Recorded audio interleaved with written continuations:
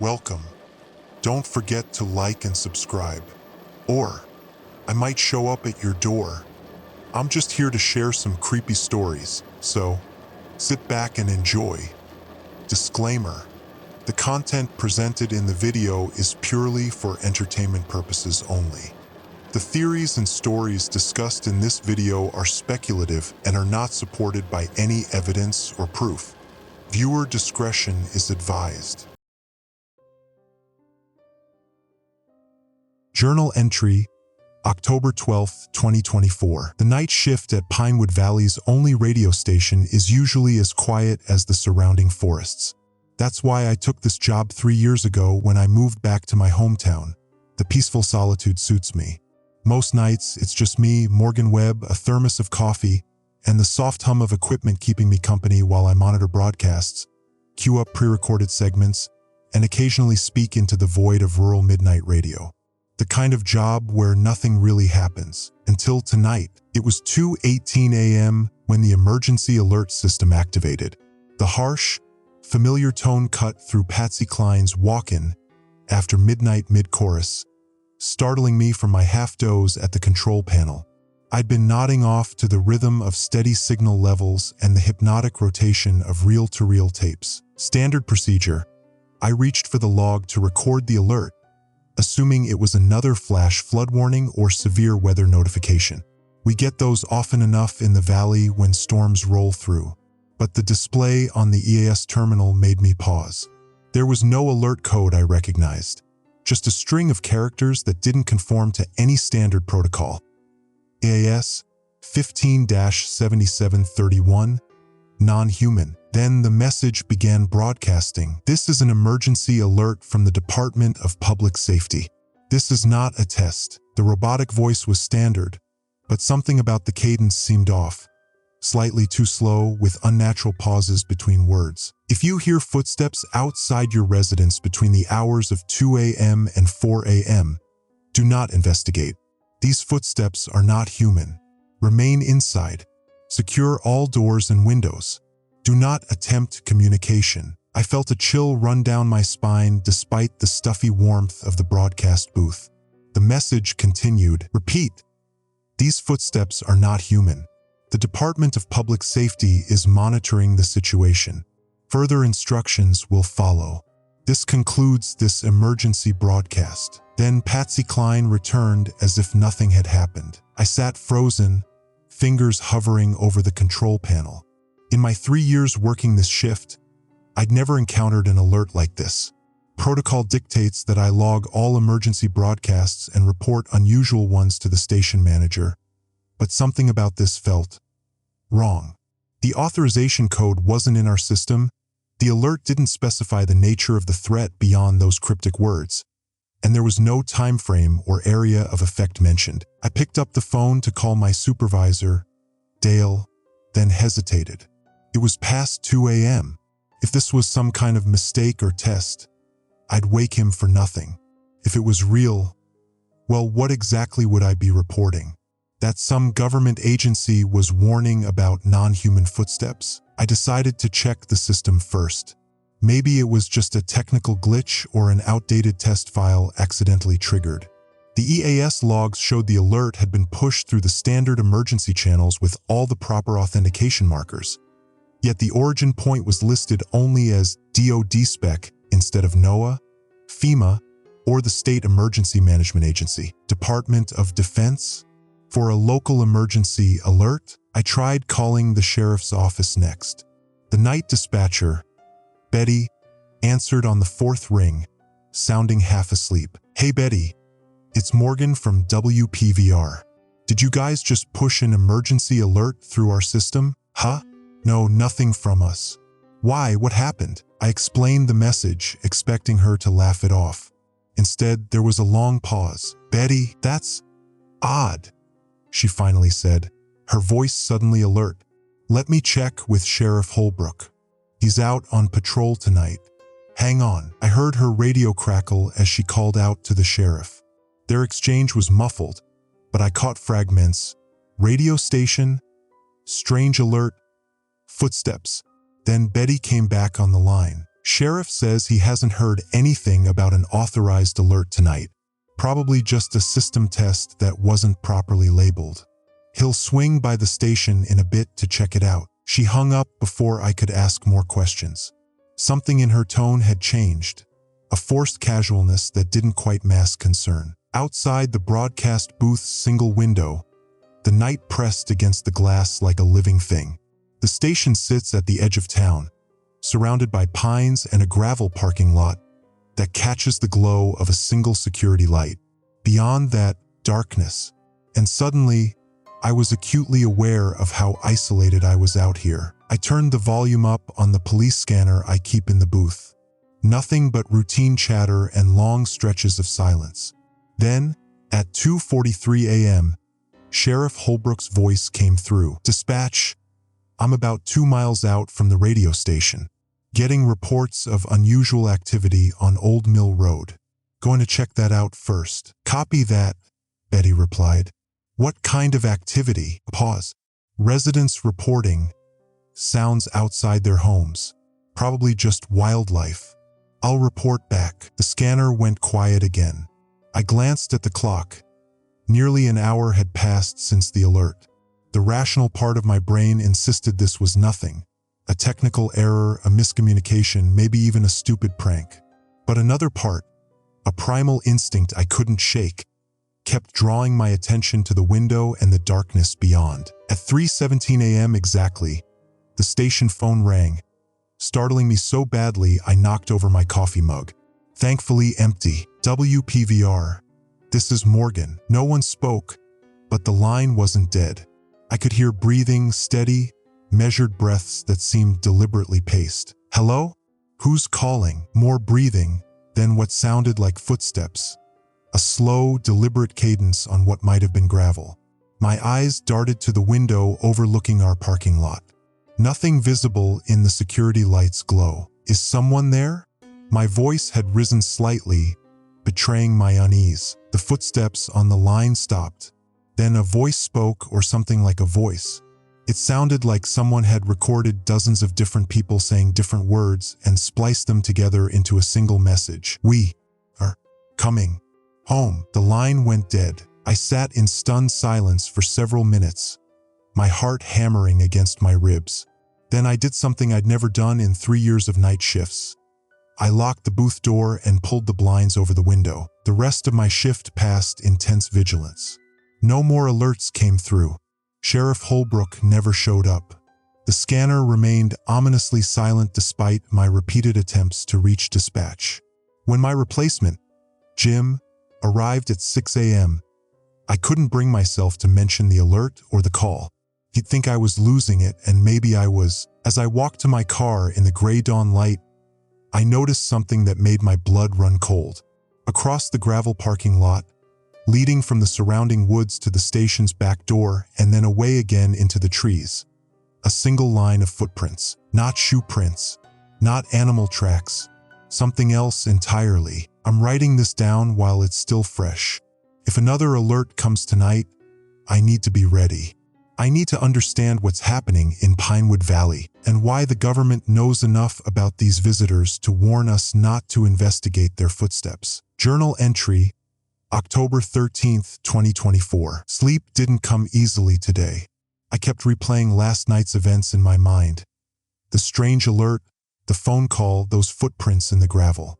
By the time I finally dozed off around noon, my dreams were filled with shadows moving just outside my field of vision and the rhythmic sound of footsteps on gravel. I woke to 3 missed calls from the station manager, Dale. When I called back, he sounded irritated. "Morgan, did you file a report about an emergency broadcast last night?" "No," I admitted. "I was going to talk to you about it today." "It was weird, Dale. The alert didn't follow standard protocol." "There was no alert." He cut me off. "I checked the logs this morning. Nothing between midnight and 6 a.m. except your regular programming." "That's impossible." "I heard it. I logged it." I scrambled for my notebook where I'd written down the alert's details. It came through at 2:18 a.m. with the code S15-7731, Non-human. That's not even a valid format for an alert code. Dale sighed. Look, I know night shifts can get to you sometimes. Maybe you dozed off and dreamed it. I didn't dream it, I insisted, but doubt was already creeping in. What about Sheriff Holbrook? He was supposed to stop by the station. Haven't heard anything about that, Dale said. Listen, just get some rest before your shift tonight. Okay? We're short-staffed. I can't have you spacing out on air. After hanging up, I checked my notebook again. The alert details were there in my handwriting, but now I noticed something odd. The ink looked faded, as if I'd written it days ago rather than hours. I tried calling the sheriff's office, but Betty wasn't on duty. The day dispatcher had no record of any calls from the station last night and said Sheriff Holbrook had been off duty. When I asked about unusual activity reports on Old Mill Road, he just laughed. You been listening to Eliza Mercer's stories again? That old lady's always calling in about something strange in the woods. Eliza Mercer. The name sounded vaguely familiar.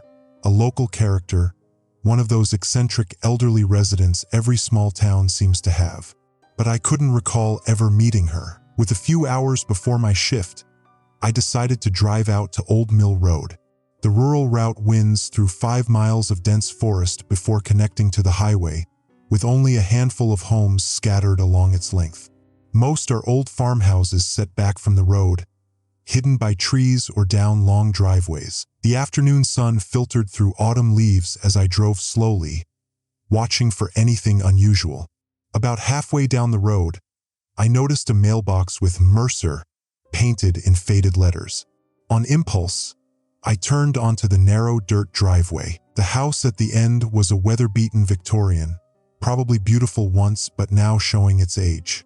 Wind chimes hung from the porch eaves, tinkling softly in the breeze. As I approached, the front door opened. "Took you long enough," said the elderly woman standing there, as if she'd been expecting me. "I figured someone from the station would come asking eventually." "You're Eliza Mercer?" I asked, climbing the creaking porch steps. Last I checked, she had sharp eyes that seemed to see right through me. "You heard it too, didn't you? The alert." A chill ran through me. "Yes." "How did you know?" "Because they always start with the night workers," she said matter-of-factly. "People already awake in the dark. Come inside, young man. It's not safe to discuss this out in the open." Her living room was cluttered with books, old newspapers, and curious items that looked like scientific equipment mixed with folk art. Weather charts covered one wall, alongside hand-drawn diagrams of constellations I didn't recognize. "You work the night shift at WPVR," she stated rather than asked. The emergency alert came through at 2:18 a.m., warning about footsteps. "How could you possibly know that?" I asked, unnerved. "Because it's happened before." She picked up an old leather journal from a side table and handed it to me. 1978, 1996, and 2010. Every 14 years. Like clockwork. I opened the journal. Inside were handwritten accounts, newspaper clippings, and transcripts of what appeared to be similar emergency alerts dating back decades. All mentioned warnings about inhuman footsteps in the night. "What is this? What's happening?" I asked, leafing through pages of meticulous documentation. "That's what I've been trying to figure out for 46 years, Eliza sighed. "Since they took my Robert." She showed me a photograph of a smiling man standing beside a younger version of herself. "My husband worked for the government, some classified project out in the state forest. One night, he heard footsteps circling our house. Despite the warnings, he went to investigate." Her voice cracked slightly. "He never came back. The authorities claimed he'd been reassigned. Classified work, they said. No contact allowed." She shook her head. "But I knew better. Something took him, and the government knows what it is." As she spoke, my phone buzzed with a text message. "Unknown number. Morgan Webb. This is Agent Diana Reeves, Department of Homeland Security. We need to discuss last night's unauthorized broadcast. Meet me at Danner's Diner at 9 p.m. I showed Eliza the message. Her expression darkened. "They're watching you now," she whispered. "They always monitor who receives the alerts. But according to my boss, there was no alert in the system logs." "Of course not. They scrub the records afterward." She took back her journal and flipped to a marked page. "The pattern is always the same. First the alert, then the denials. Then they come for those who remember." As the afternoon light began to fade, Eliza became increasingly agitated, checking locks and drawing curtains. "You should leave before dark," she urged. "And tonight, whatever you do, don't go home after your shift. They know where you live now." "Who knows?" I asked, frustrated by her cryptic warnings. "Not who," she corrected. "What?" I left with more questions than answers and a growing sense of unease. The rational part of my brain wanted to dismiss Eliza as a lonely old woman with conspiracy theories.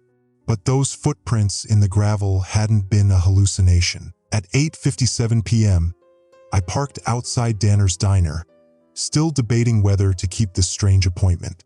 The diner was nearly empty, just a few truckers at the counter, and a woman in a dark suit sitting alone in a corner booth. When I entered, she looked up. She was perhaps 40, with close-cropped dark hair and the kind of face that revealed nothing. "Mr. Webb," she said as I approached. "Agent Diana Reeves. Thank you for coming. How did you get my number?" I asked, sliding into the booth across from her. "That's not important," she replied. "What's important is that you understand the gravity of your situation, which is, you received an alert that wasn't meant for civilian broadcast." Her tone was clinically professional. It was an internal communication that leaked due to a system error. "About non-human footsteps?" I couldn't keep the skepticism from my voice. "About an ongoing containment operation in the area," she corrected. "The alert-specific language is designed to prevent panic while keeping residents safe." "Safe from what exactly?" She studied me for a long moment, then opened a small leather case and removed what looked like a standard government ID. But as she handed it to me, I noticed the agency name, Department of Anomalous Threats. "Some things are better left unexplained, Mr. Webb," she said as I examined the ID. "But since you've been compromised, I've been authorized to recruit your assistance." "For what?" "Monitoring and reporting." She slid a small electronic device across the table. It resembled a pager with a single red button. "If you hear those footsteps tonight, press this. Don't look outside. Don't attempt contact. Just signal us and stay inside." As I reached for the device, my phone buzzed again. A message from an unknown number, different from before. "Don't trust her. She's not Reeves." I looked up, my heart suddenly racing. Agent Reeves smiled, but something about it seemed wrong, like someone who had learned to smile by studying photographs. "Is something wrong, Mr. Webb?" she asked, her head tilting at an unnatural angle. Outside the diner's windows, darkness had fallen completely, and somewhere in that darkness, I could swear I heard the faint sound of footsteps approaching. Journal entry, October 14th, 2024. I didn't go back to the radio station last night. I couldn't, not after what happened at Danner's diner. When I received that anonymous text warning me about Agent Reeves, something cold settled in my stomach. The woman sitting across from me must have noticed the change in my expression because her smile faltered, just slightly. That's when I realized her eyes hadn't blinked once during our entire conversation. "Excuse me," I mumbled, sliding out of the booth. "Bathroom." She nodded, that same mechanical smile fixed in place. "Don't be long, Mr. Webb. We have much to discuss." The diner's bathroom had a small window above the toilet, barely large enough for a person to squeeze through, but I didn't have many options. As I forced it open, I heard the bathroom door handle turning. I didn't look back. I spent the night in my car, parked behind the abandoned grain silo at the edge of town. It wasn't comfortable, but it felt safer than going home or to the station. I called Dale around midnight to tell him I was sick and couldn't make my shift. He was annoyed but said he'd get Jim to cover again. At precisely 3:17 a.m., every electronic device I had, my phone, the car radio, even my digital watch, simultaneously emitted the harsh tone of an emergency alert. This time, the message was more specific. This is an emergency alert from the Department of Public Safety. This is not a test. Residents of Pinewood Valley, if you hear footsteps circling your residence between 3 a.m. and 4:30 a.m., do not investigate. Do not look out windows. Do not respond to voices calling your name. These entities are not human and can mimic familiar voices. Repeat, these entities are not human. The Department of Public Safety has established a secure zone at Pinewood Valley High School. Those experiencing phenomena should relocate immediately. Do not use forest roads. Do not travel alone. This concludes this emergency broadcast. My hands were shaking as I wrote down every word. This alert was longer, more detailed than the first, and deeply unsettling in its implications. Not just footsteps now, but voices that could mimic people you knew. At dawn, I drove straight to Eliza's house. I found her on her porch, binoculars in hand, scanning the tree line. She didn't seem surprised to see me. "You got away from it," she said approvingly. "Smart boy. It wasn't Agent Reeves, was it?" I asked, dropping heavily into a wicker chair beside her. "No." She lowered the binoculars.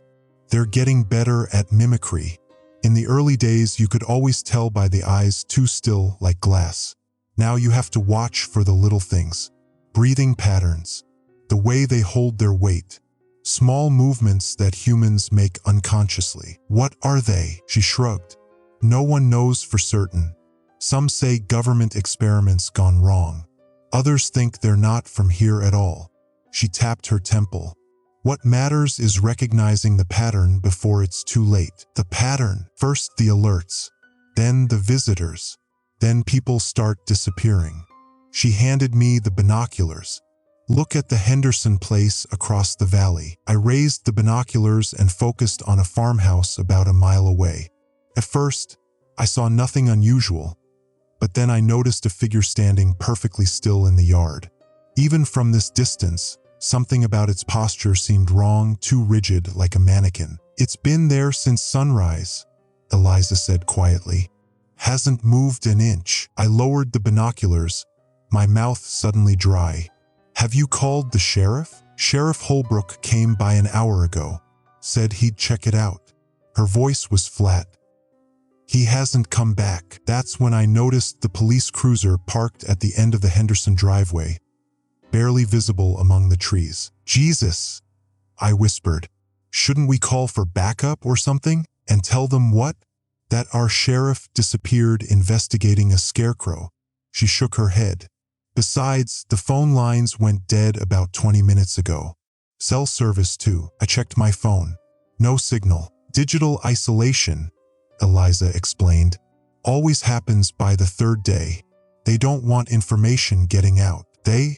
The entities or the government?" "At this point, Mr. Webb, I'm not sure there's much difference." She invited me inside for coffee. As she busied herself in the kitchen, I examined the wall of charts and constellation maps more closely. They weren't astronomical charts at all, but rather mapped patterns of incidents, dates, locations, witness accounts, all connected with red string in complex webs. 14 years, I murmured, noticing the clustering of events. "You said it happens every 14 years? Like clockwork," Eliza confirmed, returning with 2 steaming mugs. "Started in 1964, far as I can tell. Next was 78, that's when they took Robert. Then 92, 2006, 2020. I frowned. "But that's every 14 years from 1964 to 2020. It's 2024 now." "Exactly." Her eyes met mine. "They're early this time. Something's changed in the cycle." A heavy knock at the front door made us both jump. Through the front window, I could see Sheriff Holbrook standing on the porch. My first instinct was relief, until I remembered what Eliza had said about him checking on the Henderson place. "Don't open it," I whispered. Eliza nodded, moving silently to a side table. She returned with an ancient-looking revolver. "Morgan Webb," Holbrook's voice called through the door. "I know you're in there, son. Need to talk to you about last night." Missed your shift at the station. His voice sounded normal, but there was something off about the cadence. Slightly too measured, like someone carefully pronouncing each word. Sheriff. I called back, keeping my distance from the door. I thought you were checking on the Hendersons. Paused just a beat too long. Already did. Everything's fine over there. Just a misunderstanding. Eliza and I exchanged glances. She shook her head slightly. I'll be out in a minute, I called. Just finishing my coffee. I need you to open this door now, son. The friendly tone was gone, replaced by something flat and cold. Official police business. I backed away from the door. Eliza pointed to a rear hallway, mouthing cellar. The pounding on the door intensified. Morgan Webb, open this door. We moved quickly through the house to a kitchen pantry, where Eliza pulled aside a rug revealing a trapdoor. As we descended into the darkness below, the front door splintered with a crash. Eliza's cellar was unlike anything I'd expected. Less a storage space and more a fortified bunker. One wall was lined with radio equipment, another with monitors showing security camera feeds from around the property. I could see Sheriff Holbrook moving through the house on one screen. His movements were jerky, almost mechanical. What the hell is this place? I whispered. 46 years of preparation, she replied, seating herself at a radio console.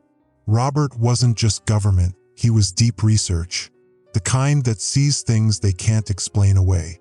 She flipped switches, adjusting dials until static gave way to a clear signal. He built this before they took him. Left me instructions. On the monitor, the thing wearing Holbrook's face entered the kitchen, its head swiveling unnaturally as it searched. It can't find us, Eliza assured me. The cellar's lined with materials that block their senses. What are you doing? I asked as she continued working the radio. Contacting the others, she said.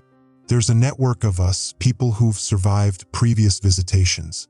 We monitor the broadcasts, track the patterns. The radio crackled to life.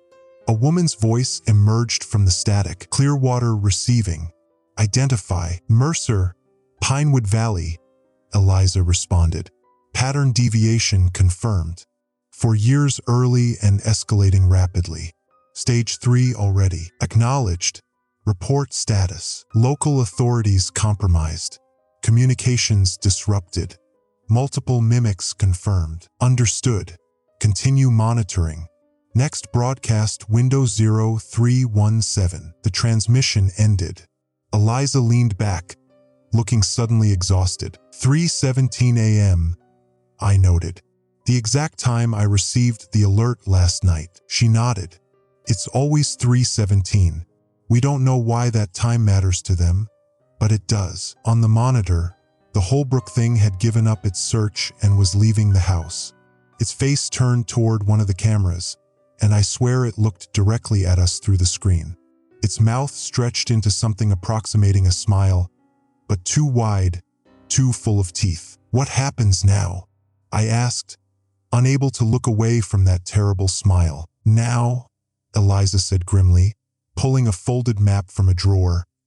We prepare for tonight, because if the pattern holds, what comes after the footsteps is much, much worse. As she spread the map across the table, a detailed rendering of Pinewood Valley marked with dozens of locations where incidents had occurred over the decades. My phone suddenly buzzed to life despite the lack of signal. One new message. Morgan, this is Diana Reeves.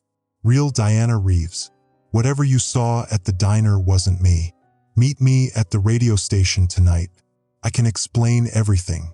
Come alone. I showed Eliza the text. Her expression grew dark. And so it begins, she whispered. The invitation always comes before the harvest. Journal entry, October 14th, 2024, evening. Eliza's underground bunker felt like a time capsule from the Cold War. A bizarre mixture of vintage equipment and surprisingly advanced technology. While we waited for nightfall, she showed me the collection of evidence she'd amassed over decades. Photographs of footprints that resembled no known animal, audio recordings of what she called their attempts at human speech, and hundreds of pages of transcribed emergency alerts dating back to the 1960s. The government knows exactly what they are, she insisted, pointing to redacted documents her husband had smuggled out before his disappearance. Operation Vesper, that's what Robert called it. A containment protocol for entities that first appeared after some kind of experiment in 1964. What kind of experiment? I asked, examining a blurry photograph of what looked like a tall, thin figure standing at the edge of a forest. Quantum physics, dimensional barriers, Robert wasn't specific. He was afraid of saying too much. She sighed. But he did say they never meant to open the door. And once opened, it couldn't be fully closed. As dusk approached, Eliza grew increasingly agitated, checking and rechecking her equipment. One monitor displayed a radar-like system scanning local radio frequencies. They communicate on bandwidths just outside normal range, she explained. But before they broadcast, there's always a spike in the electromagnetic field, like an early warning system, I mused. Exactly. She handed me a modified handheld radio. If we get separated, channel 7. 3 clicks, then wait for my response. I still wasn't entirely convinced by Eliza's conspiracy theories, but after what I'd seen, the fake Agent Reeves, the thing wearing Sheriff Holbrook's face, I couldn't dismiss them either.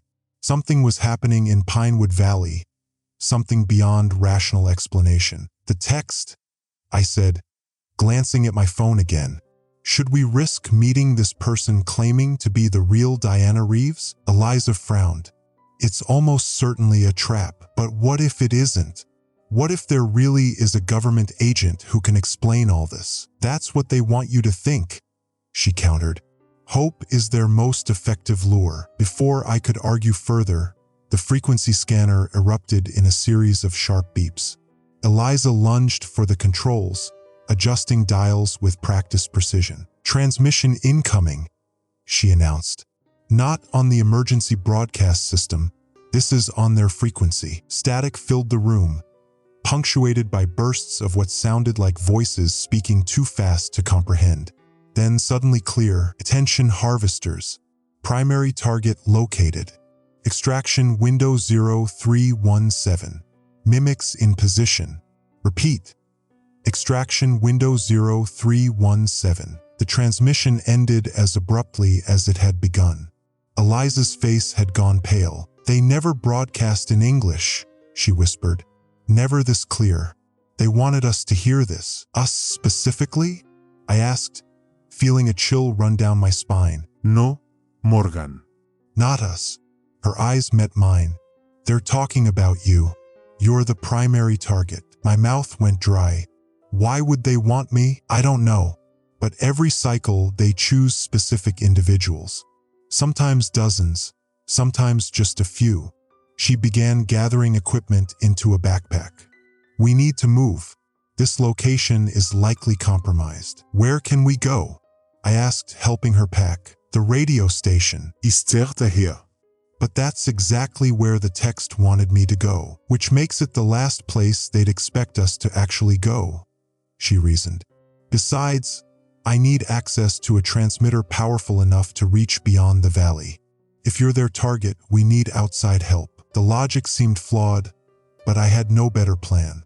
As we prepared to leave through a tunnel that Eliza said led to an abandoned well housed behind the property, I couldn't shake the feeling we were walking into a trap regardless of where we went. The tunnel was narrow and smelled of damp earth, forcing us to proceed single file with only the beam of Eliza's flashlight illuminating our path. After what felt like hundreds of yards of claustrophobic darkness, we emerged into the cool night air beside a crumbling stone structure half hidden by overgrowth. Stay low and quiet, Eliza whispered, dousing the flashlight. They're most active after sunset, especially in the woods. We moved cautiously through the forest, avoiding roads and open spaces. Twice we froze at the sound of footsteps nearby, deliberate, heavy steps that seemed to be searching rather than simply passing by. Each time, Eliza pulled me into denser underbrush until the sounds faded. It took us nearly 2 hours to reach the radio station. The building sat dark and silent, the gravel parking lot empty except for a single black SUV with government plates. "Someone's here," I whispered, pointing to the vehicle. "Government plates could mean anything," Eliza replied grimly. "Real agents or perfect mimics. No way to know from here." We circled the building, staying within the tree line. Through the station's windows, I could see a single light burning in the broadcast booth, my usual workspace. A figure moved past the window, too quickly for me to identify. "Back in trance," I suggested. "There's a fire exit by the equipment room. I have keys." Eliza nodded, and we made our way around the building, keeping to the shadows. At the rear door, I fumbled with my keyring, painfully aware of every small sound in the quiet night. Just as the lock clicked open, Eliza gripped my arm hard. "Listen," she hissed. First, I heard nothing. Then it registered, a rhythmic crunch of gravel, footsteps approaching from around the corner of the building. Slow, measured steps that stopped periodically as if the walker was listening or searching. Eliza's expression hardened. She pushed me through the door, following close behind, and eased it shut with barely a sound. We found ourselves in the dimly lit equipment room, surrounded by shelves of broadcasting machinery and archives of old program tapes. "Someone's coming," I whispered. "What do we?" "Shoo!" She pressed a finger to her lips, pointing to the door that led to the main hallway. Light footsteps were approaching from the other side. We pressed ourselves against the wall beside the door. I held my breath as the handle turned and the door swung open. A woman stepped into the room, slender, dark-haired, dressed in a practical black outfit that could pass for both tactical gear and civilian clothing. Before I could react, Eliza had her revolver pressed against the woman's head. "Don't move," she ordered. "Hands where I can see them." The woman complied, raising her hands slowly. "Eliza Mercer," she said calmly. "I've heard a lot about you. Turn around." Slowly, the woman obeyed, revealing a face that matched the ID card I'd seen at the diner. But this time, when our eyes met, hers blinked normally. Her expression showed clear concern rather than that uncanny artificial smile. "You must be the real Agent Reeves," I said. She nodded. "And you're in serious danger, Mr. Webb. They've been tracking you since the first alert." "How do we know you're really human?" Eliza demanded, keeping the gun leveled. "You don't," Reeves admitted. "But if I weren't, would I tell you that the alert system has been compromised? That what you're hearing isn't coming from us." She reached into her pocket slowly, producing an ID badge similar to the one I'd seen before, but with subtle differences. "Department of Anomalous Threats Counter-Intrusion Division. We monitor incursion events like what's happening here." "The footsteps," I said. "What are they?" "Scouts," she replied simply. "The first wave. They study us, learn to mimic us, prepare the way for what follows." She looked at her watch. "And we have less than 2 hours before their extraction window opens at 3:17 a.m. Eliza lowered her gun slightly, but kept it ready. "Extraction? You mean abduction." "I mean harvesting," Reeves corrected grimly. "And this time, they're after something specific." She turned to me. "They want you, Mr. Webb. Or more precisely, they want what you heard." "The alert?" I asked, confused. "Not the alert," she said. "The message hidden within it. A signal embedded in the broadcast frequency. One that your particular auditory processing might have unconsciously decoded." "I don't understand." "You will," she promised, moving toward the broadcast booth. "But first, we need to use this station to send a countersignal before 3:17. It's our only chance to disrupt their harvest." As she reached for the door handle, the station's lights flickered once, twice, then died completely, plunging us into darkness. In the sudden silence, I could hear it clearly, footsteps on the gravel outside, surrounding the building. Dozens of them, all converging on our location. "They found us," Eliza whispered. Agent Reeves's voice came from the darkness, suddenly calm and cold. "No, Eliza, they didn't find us. I led them here. Before I could process what was happening, something sharp pricked my neck. As consciousness faded, the last thing I heard was Eliza's revolver hitting the floor and the sound of inhuman footsteps entering the room. Journal entry, October 15th, 2024. I woke to the smell of antiseptic and the steady beep of medical equipment. My head throbbed, and my mouth felt like it was stuffed with cotton. When I tried to move, I discovered my wrists were restrained at my sides. "Easy there, Mr. Webb." The voice was unfamiliar, male, authoritative. "The sedative takes time to wear off completely." As my vision cleared, I found myself in what appeared to be a makeshift medical facility. The room was windowless, with concrete walls painted institutional white. A man in a white lab coat stood beside the bed, checking readings on a monitor. "Where am I?" My voice came out as a croak. "Where's Eliza?" "You're in a secure facility," the man replied, evading my second question. "I'm Dr. Grayson. You're safe now." "Safe from what?" I struggled against the restraints. "Why am I tied down?" "Standard protocol for those who've had close contact with the visitors," he said, injecting something into my foreline. "This will help clear your head." Almost immediately, the fog began to lift. Details of my surroundings came into sharper focus. The government seals on equipment, the armed guard stationed at the door, the observation window on one wall that I suspected was two-way glass. "Department of Anomalous Threats," I guessed. Dr. Grayson nodded. "Agent Reeves brought you in last night. You were exposed to a mimetic agent, a psychoactive compound the entities used to facilitate mimicry." "Where is Agent Reeves now?" I asked, watching his eyes carefully for any sign of deception. "Debriefing. She'll be here shortly." He checked my pupils with a penlight. "Can you tell me what you remember from last night?" I hesitated, uncertain how much to reveal. "We were at the radio station. The power went out. Someone drugged me." "Agent Reeves was forced to sedate you," he corrected.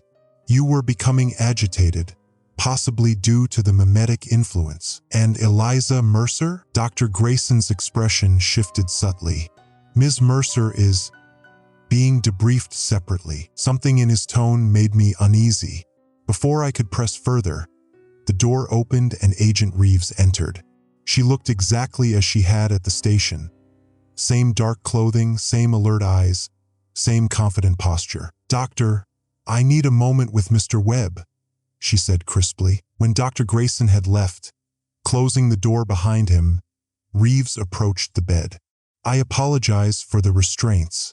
Protocol can be excessive, but it's for your safety." "Where's Eliza?" I demanded again. Reeves sighed, releasing the wrist restraints. "Eliza Mercer is not who you think she is, Mr. Webb." "What does that mean?" "It means she's been compromised for years." Reeves handed me a file folder. "Eliza's husband Robert didn't disappear during the 1978 visitation. He was their first successful mimic." The folder contained surveillance photos spanning decades. Robert Mercer standing unnaturally still at the edge of his property. Robert with other men in suits, all with that same rigid posture. And finally, images of Eliza meeting with him, captured on long-range cameras. "She's been working with them," Reeves continued, "identifying potential harvests, monitoring local emergency systems. That bunker of hers? It's not for protection. It's a relay station." I shook my head, unwilling to believe it. No. "She was trying to help me. She's been documenting these events for decades." "Yes, documenting," Reeves agreed.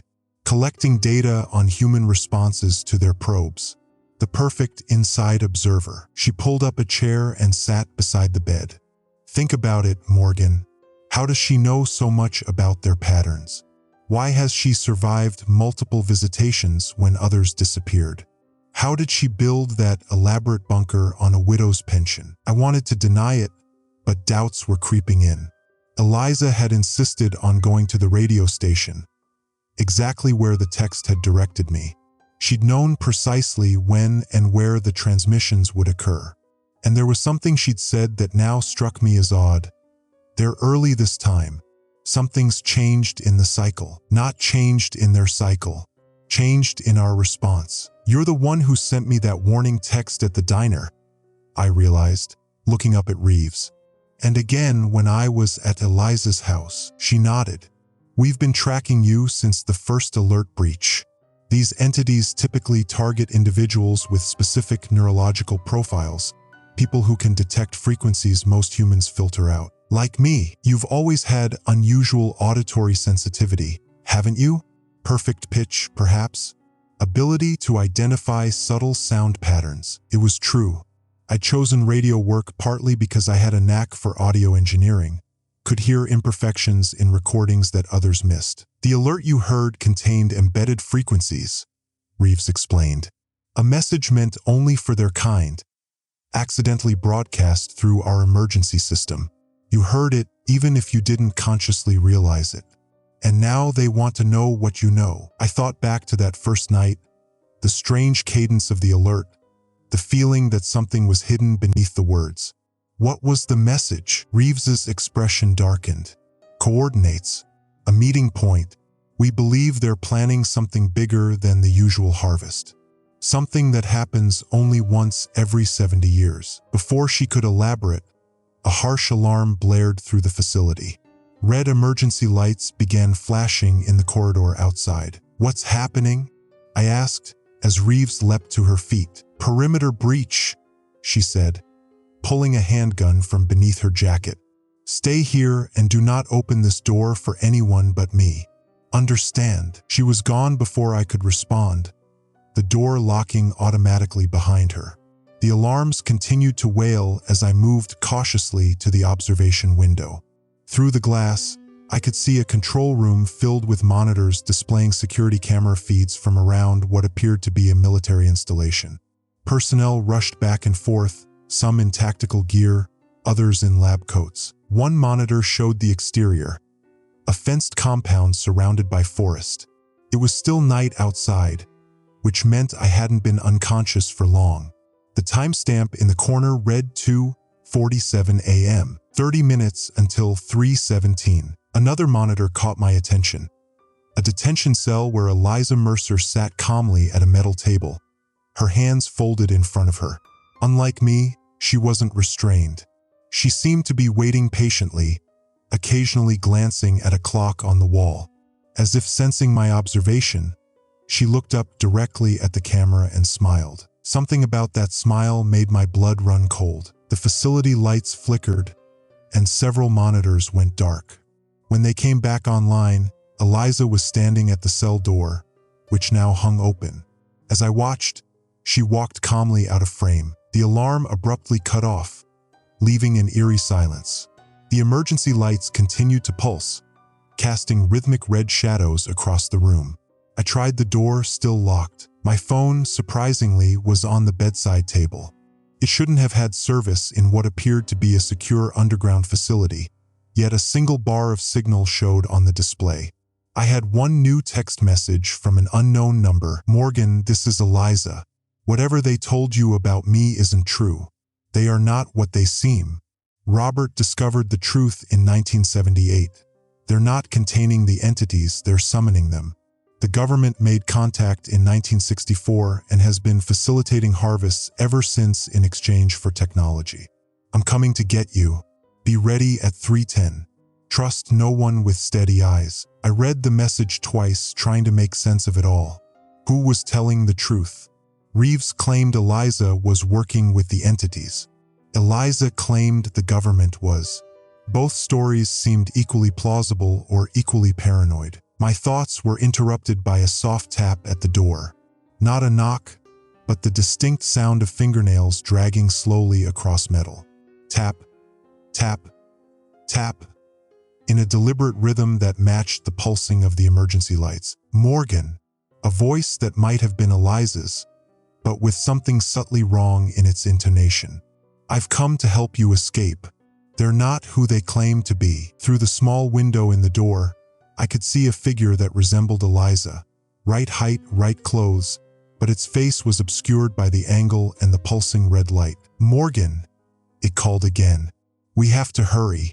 The extraction window is approaching. My phone buzzed with another text. Don't respond. That's not me. Hide. 3:10. The time on my phone read 2:58 a.m. The thing at the door continued its rhythmic tapping, perfectly synchronized with the emergency lights. I can hear your breathing, Morgan. I know you're awake. Let me in so I can protect you from them. I backed away from the door, frantically searching the room for anything I could use as a weapon. On a nearby tray, I found a scalpel that Dr. Grayson must have left behind.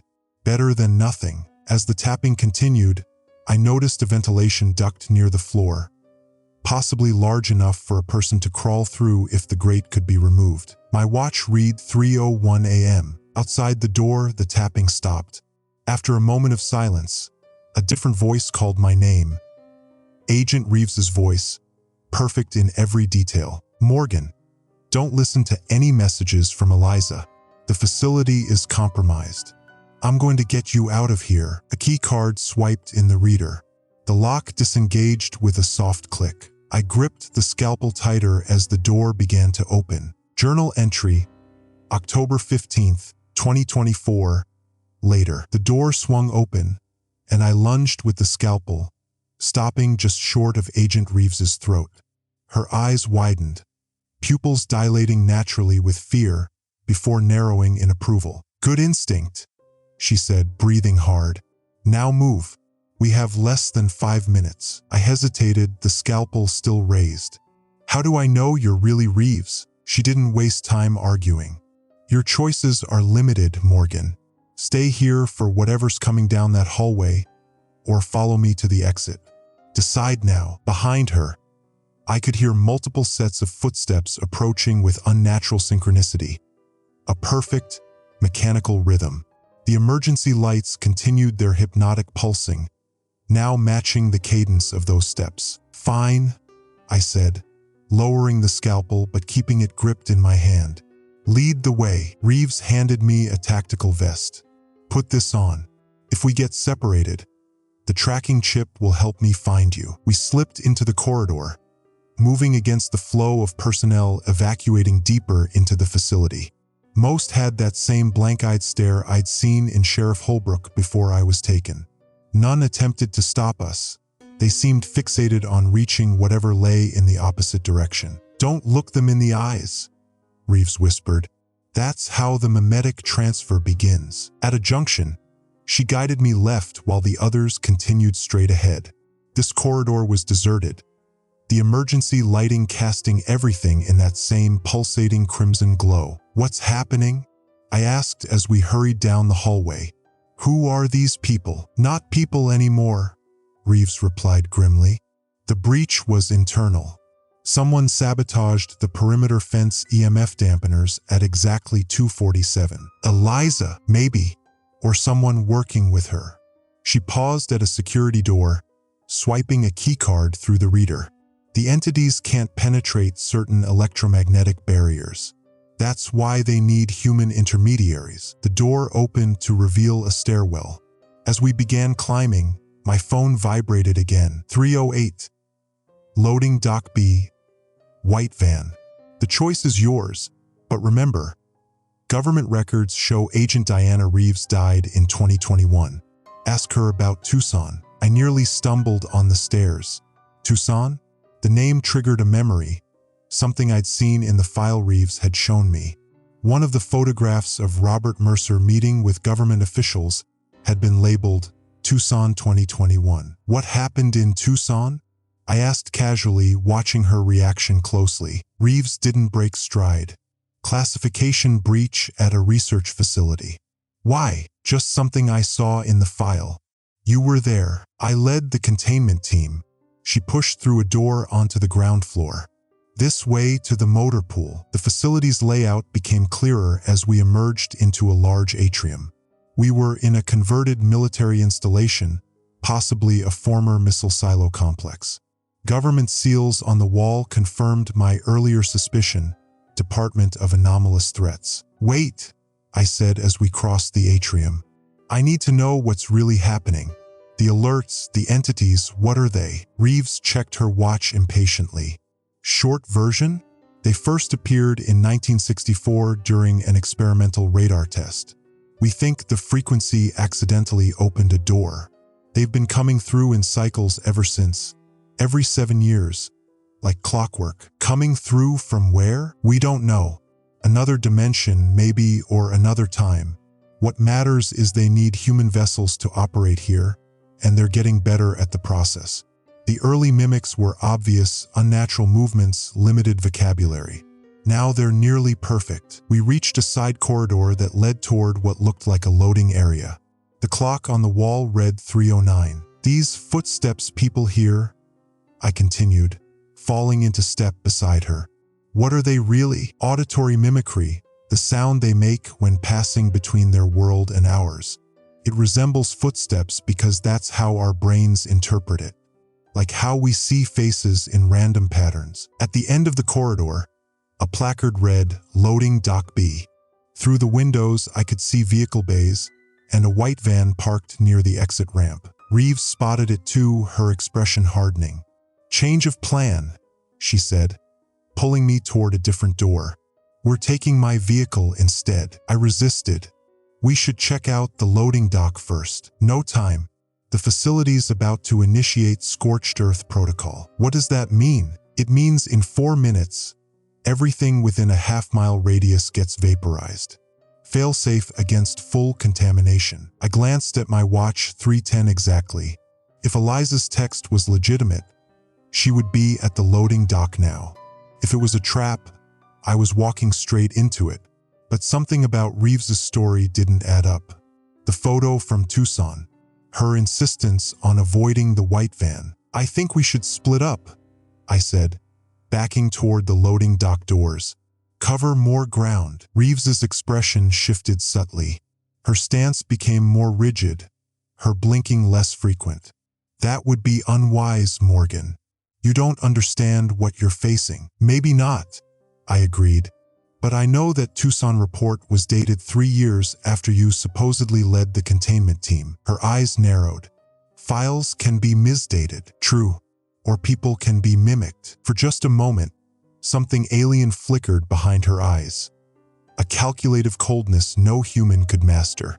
Then she lunged forward with impossible speed. I slammed through the loading dock doors, putting distance between us as I scanned the cavernous space for the white van. It was parked near the far exit, engine running. Morgan, Reeves called from the doorway, her voice perfectly modulated to sound concerned. Don't do this. She's one of them. I sprinted toward the van as Reeves drew her weapon. The driver's door opened, and Eliza leaned out, waving frantically. Get in. Now. A bullet ricocheted off the cement near my feet. I dove into the passenger seat as Eliza floored the accelerator. The van lurched forward, crashing through a security barrier as more bullets punched through the rear windows. Duck! Eliza shouted, swerving sharply as we hit the access road outside the facility. I slid down in the seat, heart pounding as I watched the compound recede in the side mirror. How did you find me? I gasped. How did you get onto a secure military base? I've been studying them for 40 years, she replied, eyes fixed on the winding forest road ahead. I know their protocols, and this isn't their only facility. They have them everywhere there's been a visitation. Who are they exactly? Reeves said you've been working with the entities. Of course she did. Eliza's laugh was bitter. That's what they always say about the ones who know too much. The truth is, there's no Department of Anomalous Threats. It's a cover for something much older. The dashboard clock read 3:14. If Reeves had been telling the truth about the failsafe protocol, we need to get further away, I urged. She said they're going to destroy the facility. Unlikely. That place is too valuable to them. It's one of their primary broadcast towers. Broadcast towers? For the emergency alerts. Eliza nodded grimly. The alerts aren't warnings, Morgan. They're preparation. Before she could elaborate, the van's radio sprang to life, tuning itself to the emergency broadcast frequency. The familiar mechanical voice filled the cabin. This is an emergency alert. Remain in your homes. If you hear footsteps outside, They are not human. Do not investigate. Do not attempt contact. Seal all doors and windows. Await further instructions. As the message repeated, Eliza reached over and switched off the radio. They're activating the full network. This is happening everywhere now, not just in our county. I checked the time, 3:17 a.m. exactly. What happens now? I asked. Now we go to the source. The real broadcast tower, the one they built in 1964 when they first made contact. She reached into her jacket pocket and handed me a faded photograph. The one your parents helped design before they disappeared. The photo showed a massive radio telescope array in a remote valley. Standing proudly in front of it were two young engineers I'd never seen before, but their faces were hauntingly familiar from the old family photos my aunt had kept. My biological parents, who I'd been told died in an accident when I was an infant. They didn't die in a car crash, Morgan, Eliza said softly, watching my reaction. They learned what the transmissions were really for, and they tried to stop it. Just like my Robert did. I stared at the photograph, a lifetime of lies crumbling around me. What were the transmissions for? Calibration, she replied, making sure the entities can find compatible hosts. Each alert tests frequency responses in the population, identifying those with the right neurological patterns. People like me. Exactly. You inherited your parents' unique auditory sensitivity. That's why you could hear the hidden patterns in the broadcasts. Why you were drawn to radio work. The implications were staggering. So all these alerts, all across the country, they're not warning people about the entities, Eliza confirmed. They're marking them for collection. As we crested a hill, the forest opened to reveal a valley bathed in pre-dawn light. At its center stood the massive array from the photograph, dozens of satellite dishes and antennae arranged in a precise geometric pattern, all aimed at the stars. My God, I whispered. The actual gods have nothing to do with this, Eliza said grimly. This is entirely human arrogance. In 1964, we reached out to the stars. Something answered, and certain people decided to make a deal. She pulled over at a scenic overlook, cutting the engine. In the silence, we could hear a distant rhythmic humming emanating from the array. Not quite mechanical, not quite organic, but somehow both. What was the deal? I asked, unable to tear my eyes from the massive structure below. Technology, medical advances, energy solutions. Eliza's hands tightened on the steering wheel. In exchange for regular harvests of compatible subjects, people with specific neurological traits. And the footsteps? That's what happens when they come through. The sound of their world bleeding into ours. She reached into the glove compartment and removed a small device that resembled a modified radio receiver. We don't have much time. The next phase begins at dawn. What are we going to do? We're going to hijack their broadcast tower, she replied, her eyes reflecting the first hints of sunrise. And we're going to warn everyone, for real this time. As if in response, my phone buzzed with an incoming alert. This is not a test. All personnel proceed to designated collection points by 0600 hours. Visitation protocol now in effect. The message was followed by coordinates, the exact location of the array below us. They're coming, Eliza whispered. And this time, they're coming for everyone. Journal entry, October 16, 2024. Dawn broke over the array in a wash of blood-red light. We watched from our vantage point as vehicles began arriving at the facility below. White government SUVs and military transports converging on the main building like ants drawn to sugar. They're preparing for something big, Eliza murmured, peering through a pair of binoculars.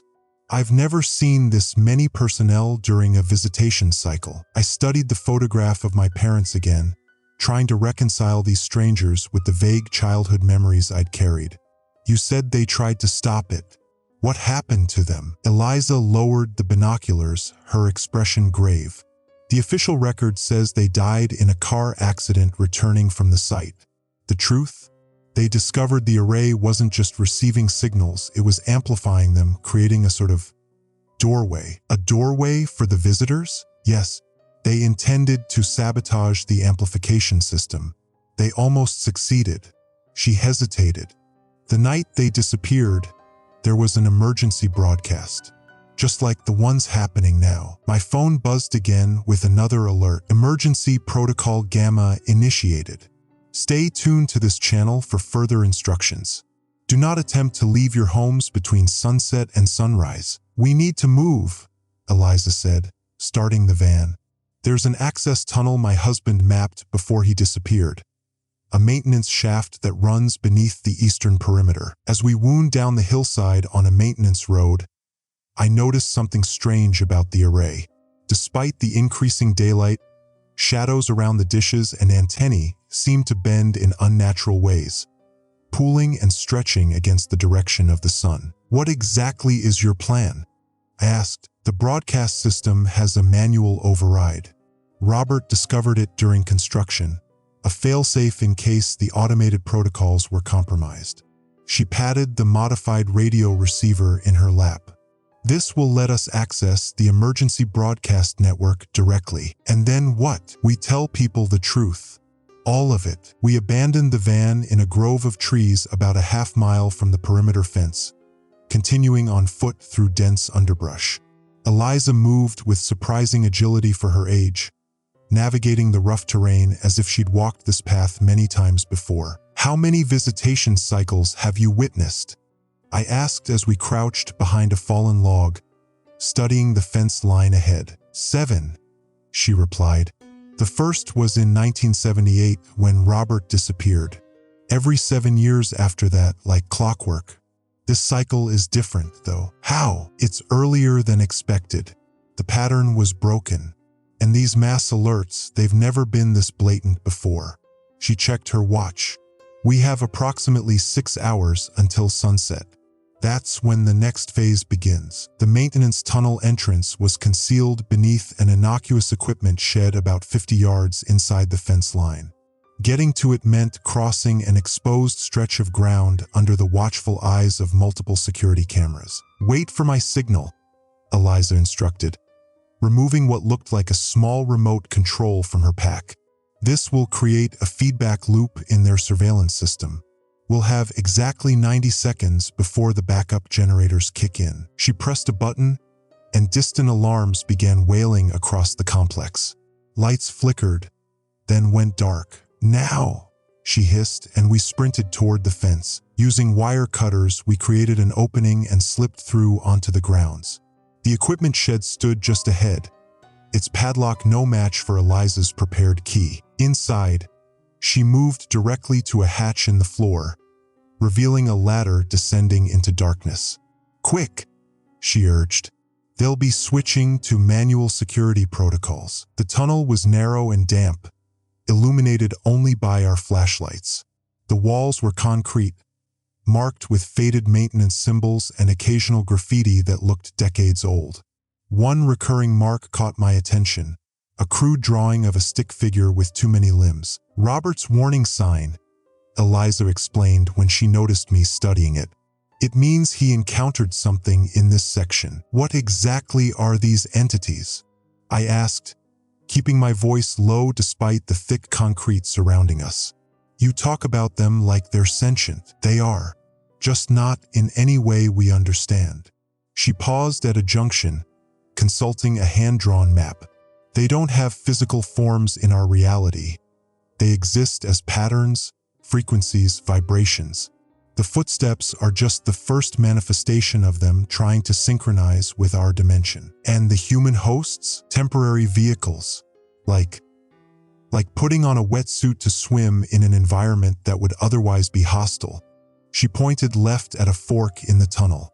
This way leads to the main broadcast chamber. We continued in silence for several minutes. The only sounds are breathing and the occasional distant drip of water.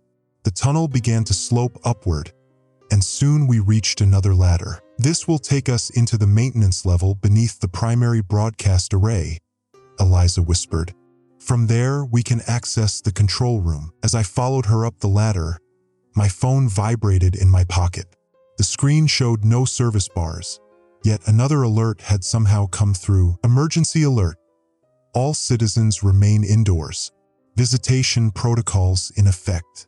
If you hear them coming, do not listen to their voices. The hatch above opened into a dimly lit corridor lined with humming equipment.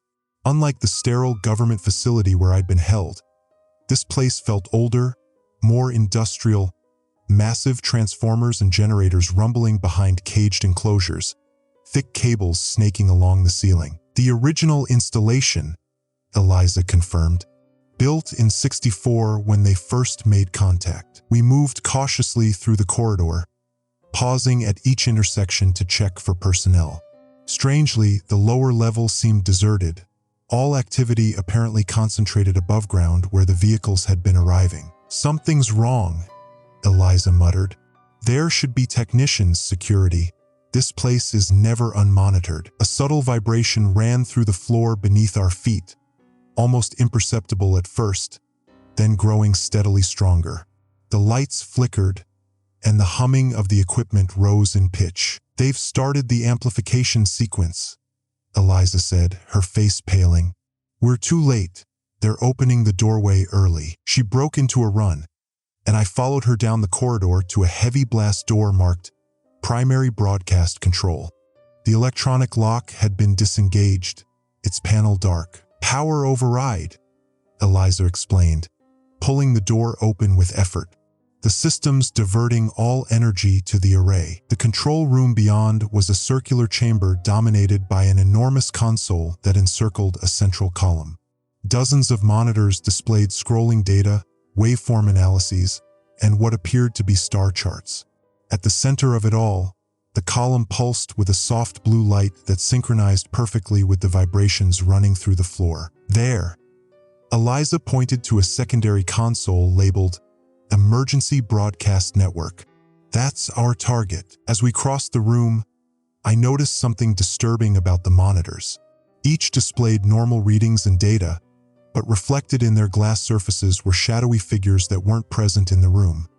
Technicians working at consoles that appeared empty to our direct vision. Eliza, I whispered, do you see that? She glanced at the reflections and nodded grimly. Phase displacement. They're here but not here, existing slightly out of sync with our reality. It means the breach is already beginning. We reached the broadcast console, and Eliza quickly connected her modified receiver. This will override their signal with ours. We'll have maybe 60 seconds before they trace it and shut us down. What do we say? How do we warn everyone in just 60 seconds? Eliza's fingers flew over the keyboard. The truth that the government alerts are designed to prepare people for harvesting, not protect them. That the entities can only take compatible hosts who've been properly calibrated by the broadcasts. The monitor blinked from standby to active, and a message appeared. Emergency Broadcast Network. Manual override activated. Transmitting in 10-9-8. Get ready, Eliza said, handing me a microphone. Tell them everything. 3, 2, 1. A red light illuminated above the console, indicating we were broadcasting. I leaned toward the microphone, my heart racing. This is an emergency alert. The government warnings about inhuman footsteps are not meant to protect you. They're preparing you for harvesting. The broadcasts themselves are calibrating your brains to be compatible hosts. If you've been hearing the footsteps, it means you've been marked. Disconnect from all emergency broadcasts immediately, and the console suddenly went dark, the red light extinguishing. Around us, the vibrations intensified, and the blue pulse from the central column accelerated. No. Eliza cried, frantically trying to restart the system. They've locked us out. A voice spoke behind us, familiar yet subtly wrong. Signal terminated. Unauthorized broadcast contained dangerous misinformation. We turned to find Sheriff Holbrook standing in the doorway, his posture unnaturally rigid, his eyes fixed and unblinking. Dangerous to whom, Sheriff? Eliza demanded. To the continuation of the agreement, he replied, his voice flat yet somehow layered with harmonics that made my teeth ache. The harvest must proceed as scheduled. As he stepped into the room, I noticed something horrifying. He cast no reflection in the monitor screens, even as the shadowy technicians continued their work around him. "What are you?" I whispered. The thing wearing Holbrook's face tilted its head at an impossible angle. "I am a facilitator, as was Robert Mercer, as Diana Reeves now is, as you both will soon become." Behind him, more figures appeared in the doorway. Facility personnel with that same rigid posture and empty gaze. Among them stood Agent Reeves, her expression placid, her movements fluid yet somehow mechanical. The vibrations reached a crescendo, and the central column erupted in blinding light. Through squinted eyes, I saw the shadowy reflections in the monitors suddenly gain substance and depth. The barrier between realities was collapsing. "It's too late," Eliza murmured, gripping my arm. "They're coming through." As if in confirmation, my phone buzzed one final time. "Emergency alert. The visitation has begun. If you hear footsteps, welcome them. They are home." Outside, in perfect synchronization, every speaker and siren in the complex began to broadcast a sound that wasn't quite footsteps anymore, but something far worse trying to walk its way into our world. Journal entry, October 16th, 2024, afternoon. I don't know if anyone will ever read these words. I'm writing them hunched in a maintenance closet, using the dim light of my phone's flashlight. This battery is at 12%. Another piece of technology failing me when I need it most. Eliza and I barely escaped the control room.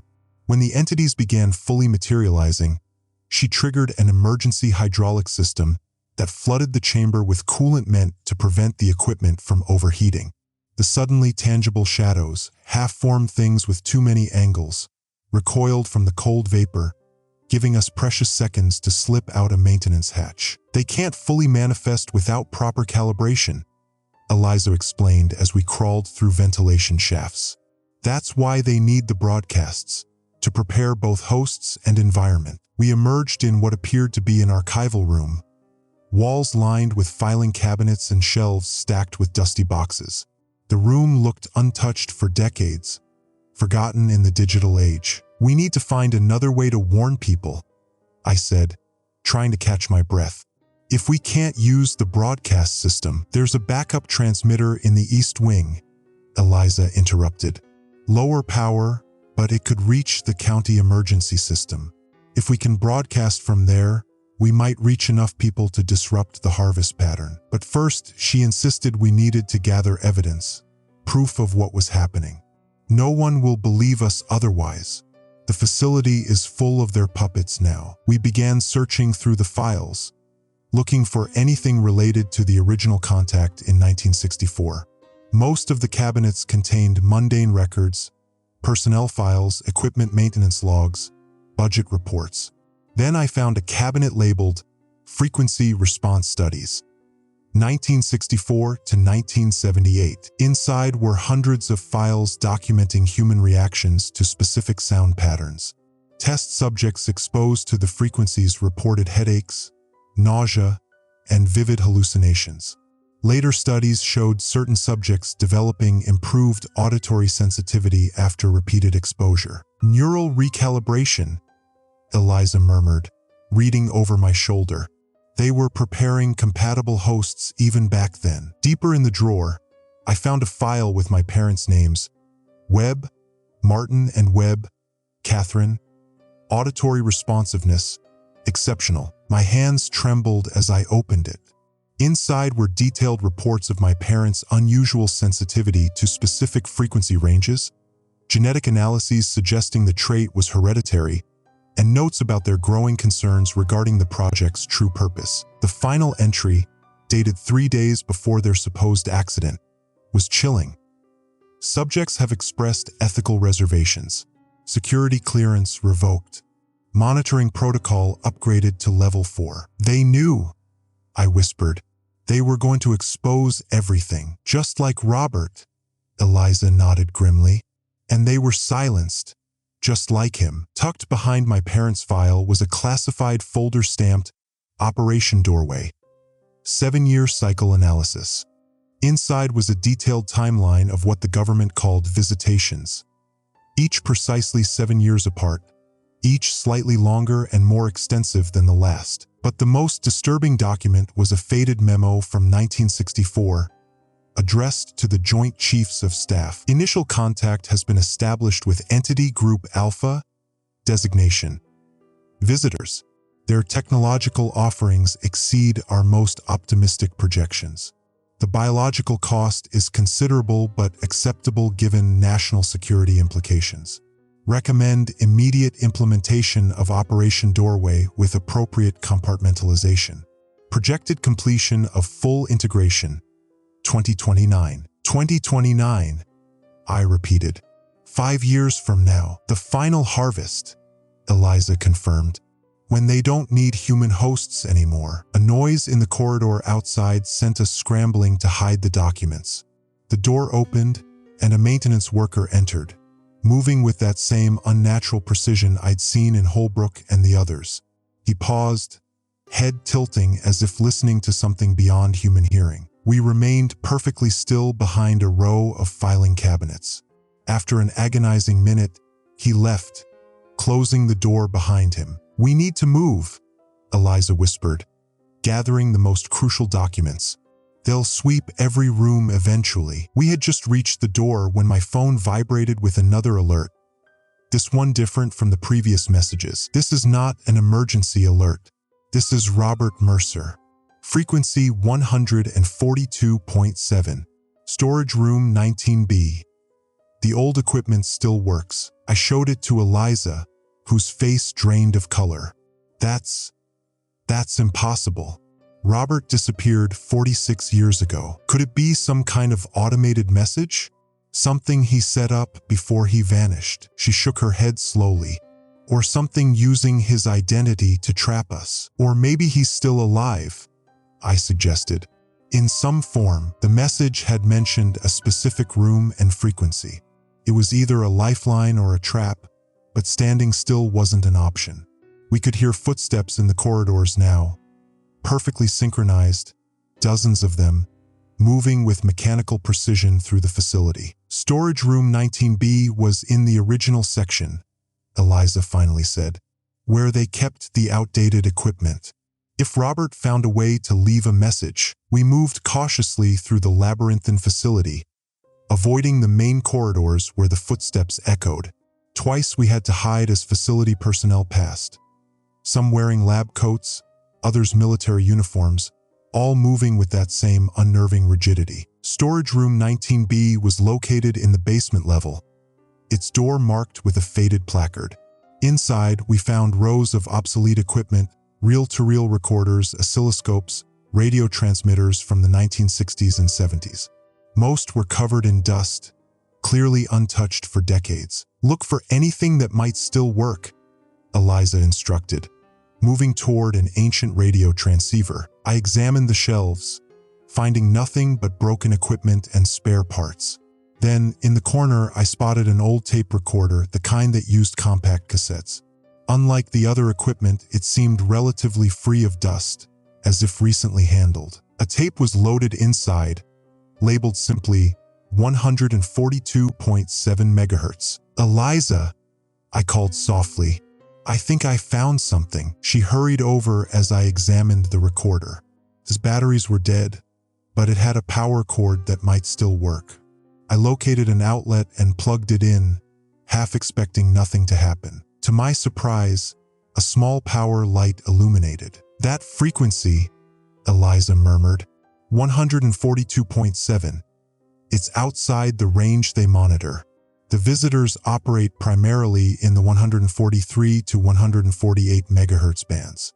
This would fly under their radar." I pressed play. Static filled the room, then resolved into a voice I didn't recognize.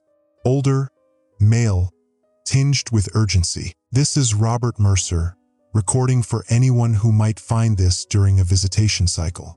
If you're hearing this, you've discovered what they really are, not visitors but colonizers.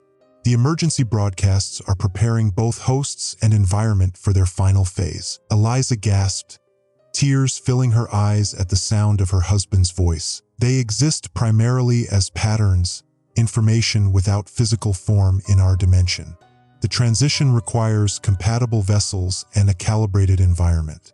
That's what the 7-year cycle is for, gradually altering our reality to accommodate theirs. The recording continued, Robert's voice growing more intense, but I found something they didn't anticipate, a flaw in their calibration process.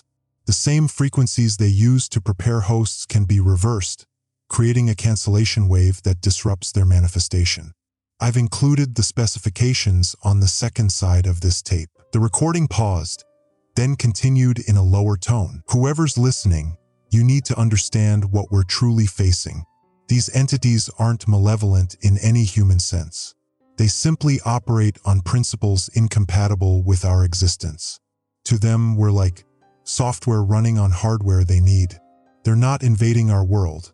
They're installing their own operating system over ours, line by line, frequency by frequency. Another pause, longer this time. When Robert spoke again, his voice had changed, flatter, with subtle harmonic undertones that made my skin crawl. They found me. I've hidden this recorder where they won't look. They ignore obsolete technology. My consciousness is fragmenting as I complete this recording. Part of me is already becoming one of them. Static increased, nearly drowning out his final words. Find Martin and Catherine Webb. If anyone can implement the cancellation wave, it's them. God help us all. The footsteps you hear, they're not coming from outside anymore. They're the sound of our world being walked out of existence. The tape clicked to a stop. Eliza and I stared at each other in stunned silence. He knew my parents, I whispered finally. Eliza nodded, wiping tears from her cheeks. They must have been working together. I flipped the tape to the second side and pressed play again. This time, instead of voice, the tape produced a series of tones and pulses, seemingly random but with a pattern I could almost perceive at the edges of my hearing. The cancellation wave, Eliza breathed.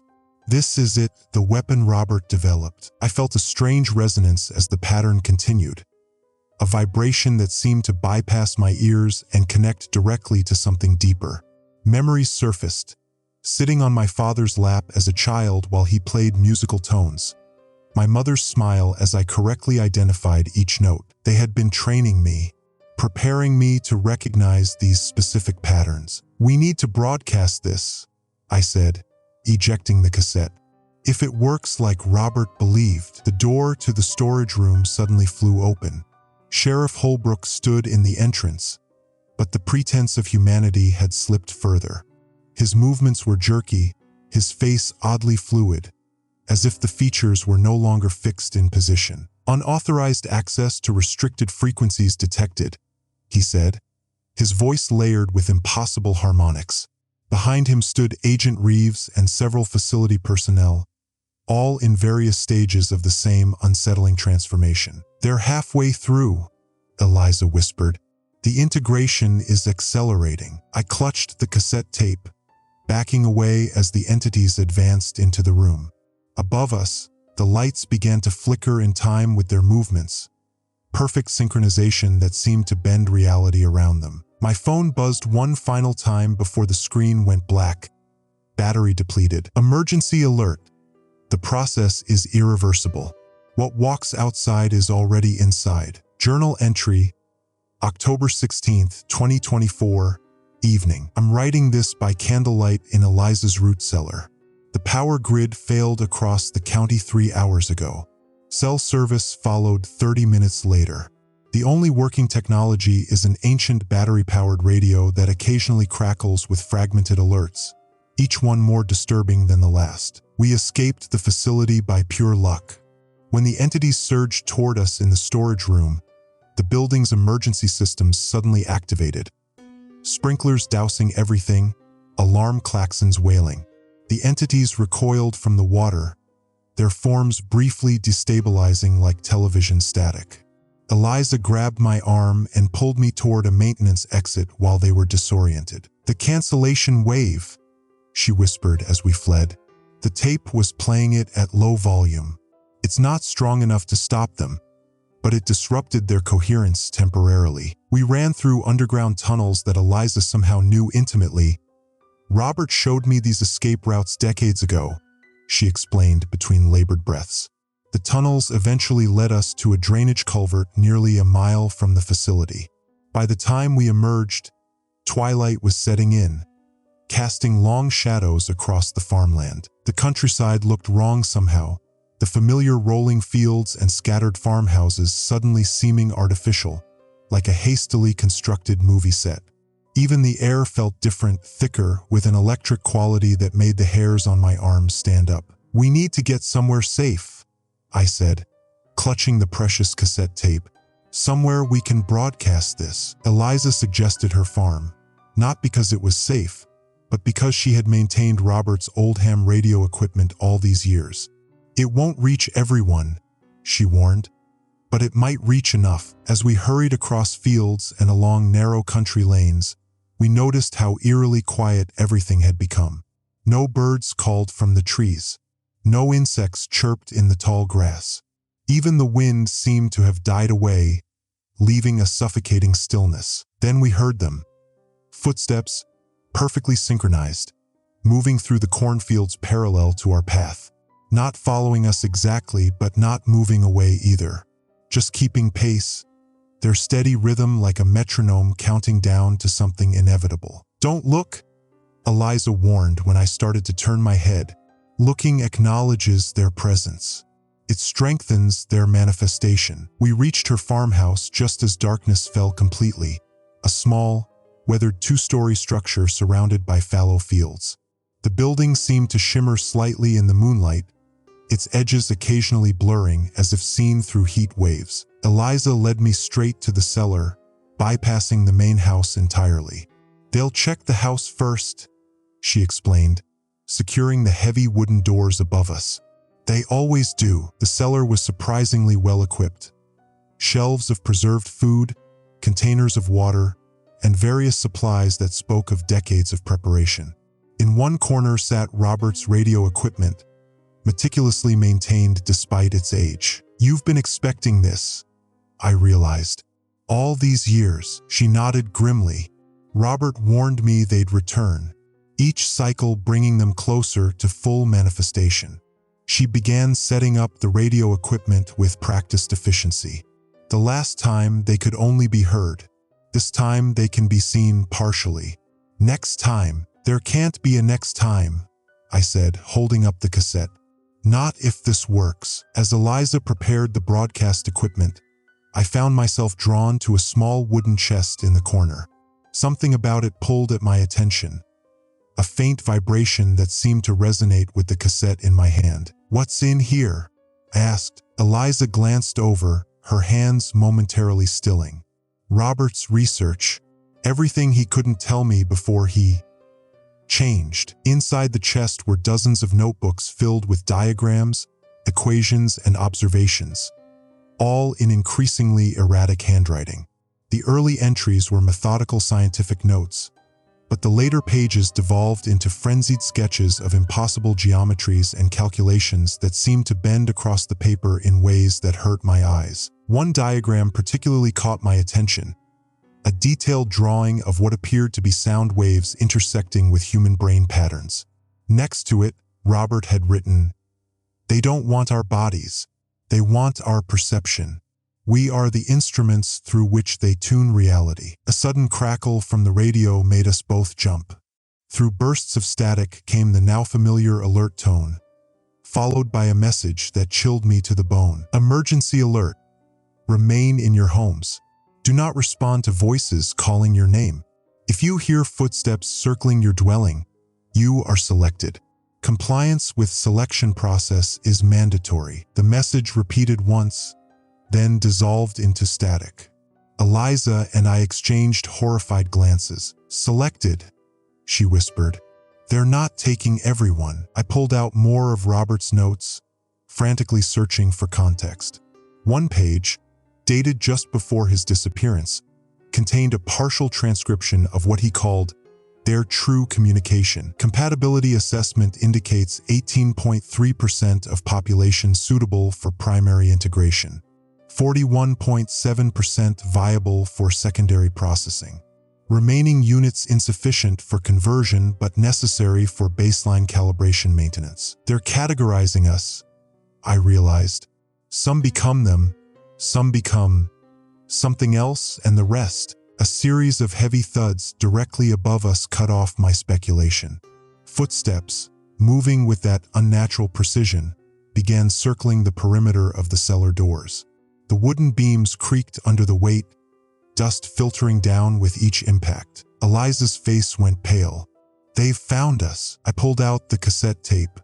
"We need to broadcast now." She shook her head. "The equipment needs time to warm up.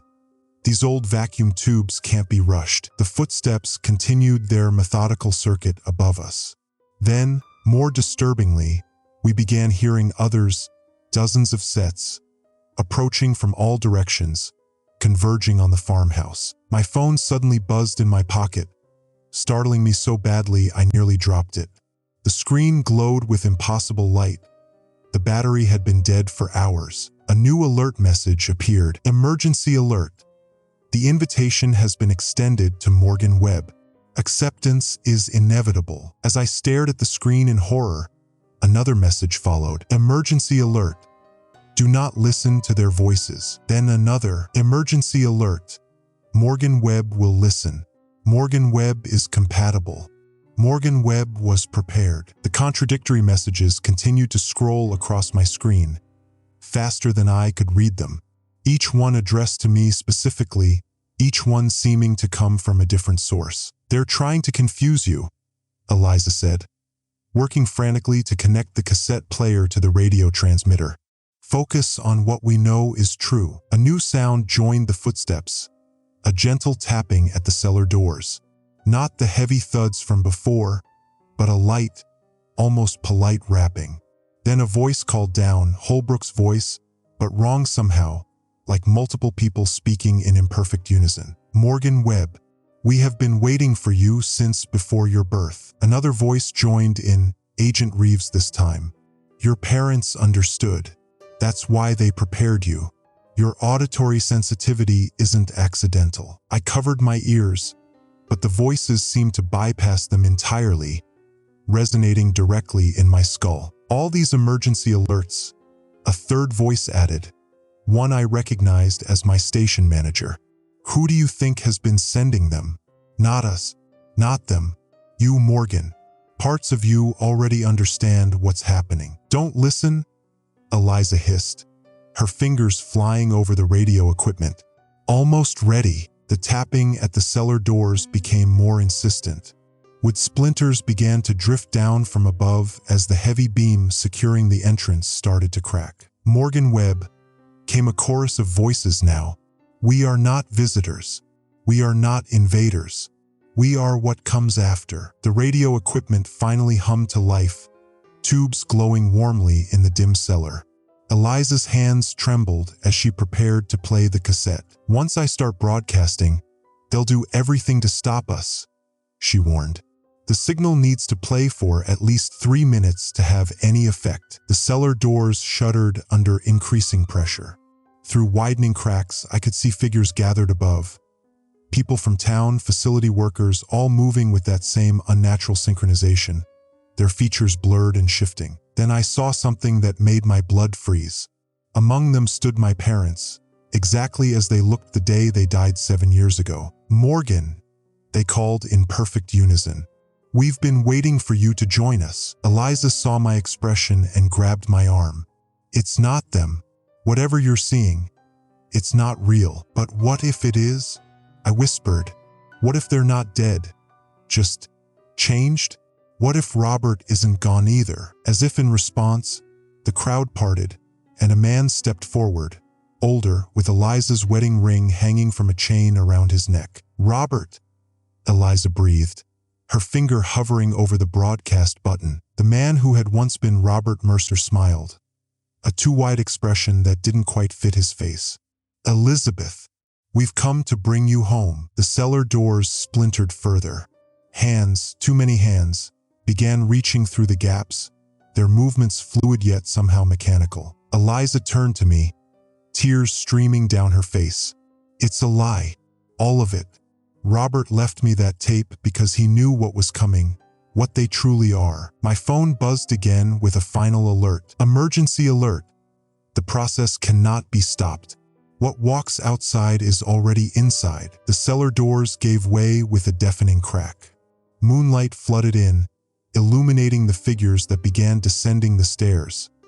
Familiar faces wearing expressions of perfect serenity, moving with impossible grace. Eliza lunged for the broadcast button. I had a fraction of a second to decide, to trust Robert's warning and potentially destroy whatever my parents had become, or to accept the invitation and discover what comes after humanity. The footsteps surrounded us completely now, their rhythm matching my heartbeat exactly. And I made my choice. Journal entry, date unknown. If someone finds these pages, I don't know what world you'll be living in. I don't know if words will still have meaning, if human minds will still exist to interpret them. But I need to record what happened, what's still happening, as the last act of someone who was once Morgan Webb. I chose to push the broadcast button as the entities poured into the cellar, wearing the faces of everyone I'd ever known. My hand shot out and slammed down on the transmitter alongside Eliza's.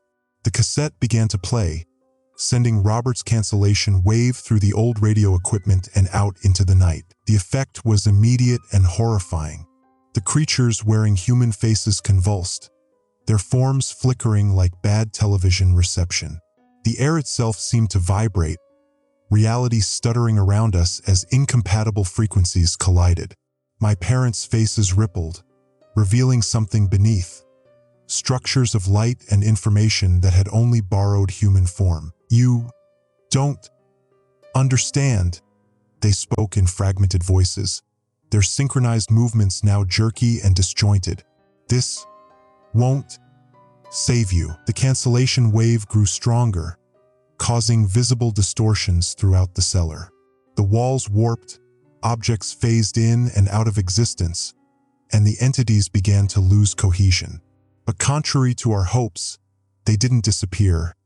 They transformed. As their human disguises fell away, I saw them for what they truly were: intricate patterns of information, complex mathematical structures existing in dimensions beyond our perception, forced partially into our reality. They weren't malevolent entities, they were something far stranger, like software trying to run on incompatible hardware, straining the fabric of our universe in the process. Eliza cried out next to me, clutching her head as blood trickled from her nose. I felt it too, unbearable pressure building inside my skull as the conflicting frequencies tore through physical and conceptual space. The wave is too strong, Eliza shouted over the cacophony of sounds now filling the cellar. Robert didn't account for how far they've progressed. The entity wearing Robert's face approached through the chaos, moving in stuttering increments like frames dropped from a video. "Elizabeth," it said, its voice splitting into harmonic layers. "We can still save you both." One by one, the human shells the entities had been wearing began to collapse. Sheriff Holbrook, Agent Reeves, my station manager, neighbors, friends, all falling to the ground like marionettes with cut strings. But something remained. Ghostly geometries hovering above the empty bodies, pulsing in time with the cancellation wave but not destroyed by it. My parents stood last, their faces halfway between human and something else. Something beautiful and impossible. "Morgan," they spoke together, their voices overlapping oddly. "This was never meant to hurt you. We've been preparing you since birth." "For what?"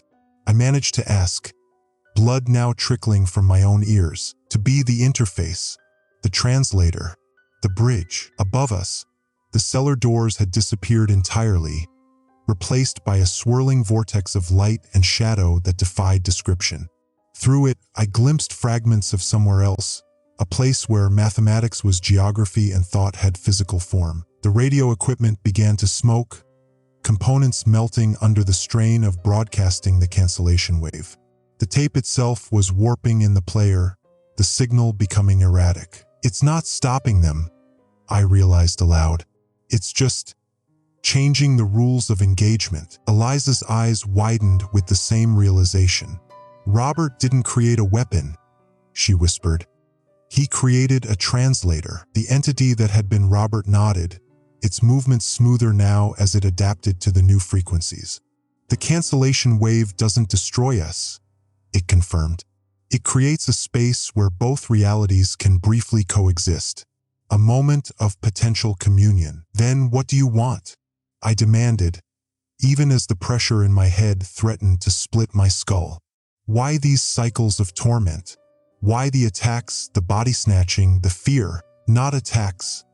My mother's voice came, though her form had almost completely dissolved into patterns of light. Attempts at communication, each cycle bringing us closer to compatibility. The emergency alerts, the thing that had been Robert added. Your creation, not ours. Your subconscious mind trying to make sense of signals your conscious mind couldn't process. I stared in disbelief. I was creating the alerts? All this time, parts of you already exist in our realm.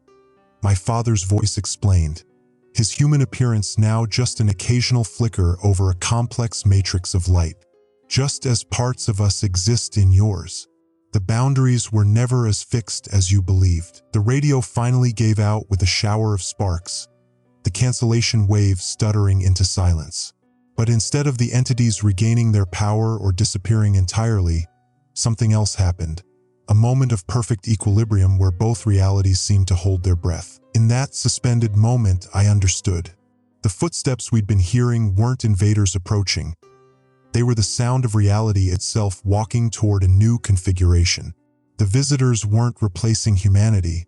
They were what humanity was slowly becoming across multiple cycles of evolution. 7-year cycles, I whispered.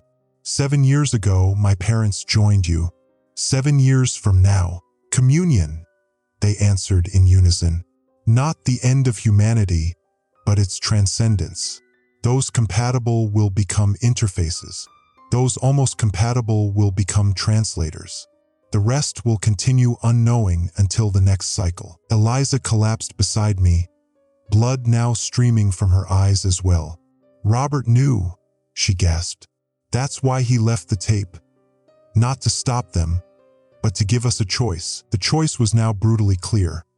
Resist and remain purely human in a reality that was already changing beyond recognition, or accept transformation and help guide the process, potentially saving those who couldn't adapt. Above us, the vortex expanded, revealing more of that impossible elsewhere. The remaining entities, no longer bothering with human disguises, began to ascend toward it. My parents' forms lingered, waiting. Come with us, Morgan, they urged, their voices now beautiful harmonies of information. Help us make the transition gentler for others. Help us minimize the suffering of incompatibility. I looked at Eliza, her body racked with pain as her purely human nervous system failed to process the conflicting realities. She clutched Robert's notebook to her chest, her eyes meeting mine with surprising clarity. Go, she whispered. Someone needs to remember what we were. Someone needs to speak for humanity during whatever comes next. I reached out toward my parents' outstretched hands. Not human anymore, but streams of living data, and felt my perception begin to shift. My consciousness expanded outward, encompassing multiple dimensions simultaneously. I could see the patterns now, the mathematical perfection of their existence, the inevitable progression of our own. As I began to transform, one last emergency alert sounded. Not from any device, but directly in my mind. Emergency alert.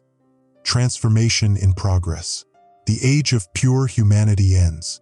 What comes after begins. The farmhouse dissolved around us, the barriers between realities thinning. I could see others across the countryside undergoing similar transformations, some fighting it, some embracing it, most unaware it was happening at all. In my final moments of purely human consciousness, I managed to write these words, a record, a warning, a hope. I don't know if there will be anyone left to read them, or if reading itself will still exist in the world being born. The footsteps have stopped. There's no longer any outside or inside. They're not coming anymore. They're They're already here. They always were.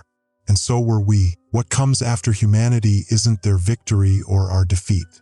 It's something neither side could have imagined alone. I hear footsteps again, but they're mine now. And they don't sound human anymore. End of journal. The following was found scrawled on the back of the final page, in handwriting that grows increasingly complex and mathematical toward the end, eventually becoming impossible patterns that cause visual distortions when viewed directly. For anyone still fully human who finds this, if you hear footsteps outside, don't be afraid. That's just us, remembering how to walk between worlds.